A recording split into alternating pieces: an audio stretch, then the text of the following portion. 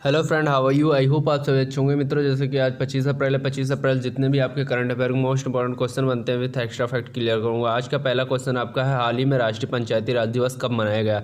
चार ऑप्शन, किसी एक ऑप्शन चूज करना, फटाफट राइट आंसर बताइए। इसका राइट आंसर हो जाएगा आपका ऑप्शन नंबर डी। 24 अप्रैल को जो है राष्ट्रीय पंचायत राज दिवस के रूप में मनाया जाता है। ये 2010 में पहली बार बनाया गया था राष्ट्रीय पंचायत दिवस के रूप में। 73वें संविधान संशोधन 1992 में आपका राष्ट्रीय पंचायत राज व्यवस्था जोड़ी गई थी। संविधान के भाग 9 में वर्तमान में आपके टोटल 22 भाग है, जिसमें 9वें भाग पे आपका राष्ट्रीय पंचायत राज के रूप में इसे नियुक्त किया गया। मैं आपको सबसे पहले बता देना चाहूँगा सबसे पहले ये दिवस कब और किस शहर में मनाया गया। तो ये 24 अप्रैल 2010 को जो ही आपके नागौर में मनाया गया। राजस्थान में नागौर पड़ता है। नागौर में ये सबसे पहली बार 2010 में मनाया गया राष्ट्रीय राज पंचायती दिवस के रूप में। मैं बात करता हूँ आपका राष्ट्रीय पंचायती राज जो है ये किस अनुच्छेद के अंतर्गत निहित है। 243 से लेकर 243 तक ये जो है आपका निहित है। भाग 9 में निहित है। टोटल आपके कितने भाग है संविधान में? 22 भाग है। 9वें भाग में आपका राष्ट्रीय पंचायत राज व्यवस्था निहित है। देखिए आपकी कुछ समितियां हैं जिनके बारे में मैं शॉर्ट ट्रिक में बताना चाहूँगी। ये शॉर्ट ट्रिक है आपकी बैग्स, BAGS। बैग्स में आपकी 4 समितियां आ जाएंगी। सबसे पहली समिति आपकी पहली B से आपका बलवंत मेहता समिति हो जाएगा। A से आपका अशोक मेहता समिति हो जाएगा। G से नाम नहीं आ रहा है, शायद GK मेहता ऐसे कुछ करके एक समिति है। और S से आपका सिंधवी समिति है। तो टोटल 4 समितियाँ, चारों समितियों के बारे में एकदम अच्छे से पढ़ सकते हैं। ये 4 समितियाँ पूछी जाती है आपके एग्जाम में। नेक्स्ट क्वेश्चन है आपका, किस देश ने औषधि उपयोग के लिए भांग की खेती को वैध किया है। अभी तक यहाँ पर भांग की खेती अवैध रूप से मानी जाती थी, लेकिन किस देश ने अभी वर्तमान में हाल ही फिलहाल में वैध करार कर दिया है किस खेती को। तो ये आपके भांग की खेती को लेबनान ने जो है वैध करार कर दिया है। क्यों कर दिया है? क्योंकि ये आपकी औषधियाँ बनाने के लिए यूज होती हैं भांग की खेती, और ये नशे में भी तो यूज होती है, लेकिन साथ साथ औषधियाँ बनाने में भी यूज होती हैं। तो लेबनान ने इसको वैध करार कर दिया है भांग की खेती को। सबसे पहले मैं बताऊँगा लेबनान की राजधानी क्या है? बेरूत है। यहाँ की जो मुद्रा है पाउंड है। और यहाँ के जो आपके वर्तमान में राष्ट्रपति हैं हसेल दीप। तो यहाँ से आपके सारे फैक्ट क्लियर कराएं। नेक्स्ट आपका है, किस शहर में वर्ल्ड गेम्स के 2022 के संस्करण का नया लोगो लॉन्च किया गया है। तो यहाँ पे बात की जा रही है वर्ल्ड गेम की जो 2022 की जो का लोगो कौन सा शहर लॉन्च करेगा। तो बर्मिंघम करेगा इसका लोगो लॉन्च। देखिए बर्मिंघम के बारे में बताना चाहूँगा। 2021 में यहाँ पे वर्ल्ड गेम होने वाले थे, लेकिन कोरोना वायरस के चलते हुए पोस्टपोन कर दिया गया है। 2022 में ये गेम होने वाला। सबसे पहले यूनाइटेड स्टेट ऑफ अमेरिका में 1981 में आपका खेला गया था क्या? वर्ल्ड गेम्स खेला गया था। ये इसका 11वां संस्करण है जो कि आपकी खेला जाएगा 2022 में। मैं बात करता हूँ यहाँ पे कतर में FDFA वर्ल्ड गेम 2020 का खेला जाएगा। कहाँ पे? कतर पे। और टोक्यो में आप सभी को पता होगा कि टोक्यो ओलंपिक जो है कि 2020 में होने वाला था, 2021 के लिए पोस्टपोन कर दिया गया।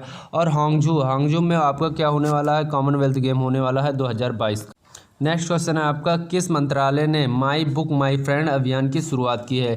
माई बुक माई फ्रेंड अभियान बुक की जो अभियान है किसने शुरुआत की है। तो मानव संसाधन विकास मंत्रालय द्वारा जो है आपके माई बुक माई फ्रेंड्स अभियान की शुरुआत कर दी गई है। देखिए इसने अभी 2 और पोर्टल लॉन्च किया था, एक युक्ति, दूसरा आपका विद्यादान 2.0। तो ये दोनों मोस्ट इंपॉर्टेंट, इन्हें भी याद कर लीजिएगा। नेक्स्ट क्वेश्चन है आपका, किस मंत्री के द्वारा भारत के पहले कोविड-19 नमूना संग्रह को मोबाइल लैब का शुभारंभ किया गया है। देखिए कोविड-19 से जितने भी संक्रमित लोग हैं उनका नमूना चेक करने के लिए मोबाइल एक ऐप लॉन्च कर दिया गया है। किसके द्वारा लॉन्च किया गया है? राजनाथ सिंह वर्तमान में कौन है?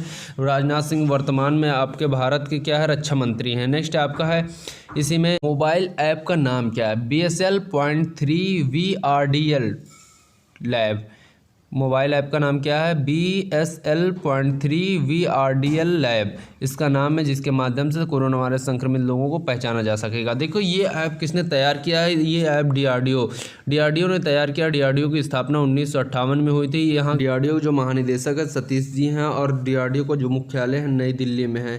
तो इतने सारे फैक्ट मैंने क्लियर कराया आपको। नेक्स्ट क्वेश्चन है आपका, किस देश में स्थित भारतीय उच्चायोग ने व्यापार संवर्धन पर वेबिनार का आयोजन किया है। वेबिनार क्या होता है इसके बारे में बताना चाहूँगा। सबसे पहले इसका राइट आंसर सुन लीजिए, बांग्लादेश में अभी वेबिनार का आयोजन किया गया।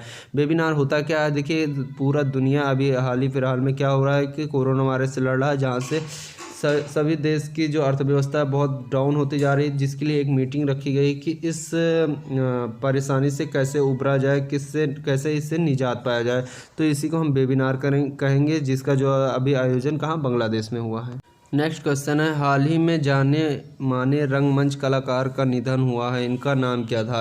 एक रंगमंच कलाकार है, इनका हाल ही फिलहाल में निधन हो गया है। इनका नाम है आपका उषा गांगुली। उषा गांगुली जी का निधन हो गया है।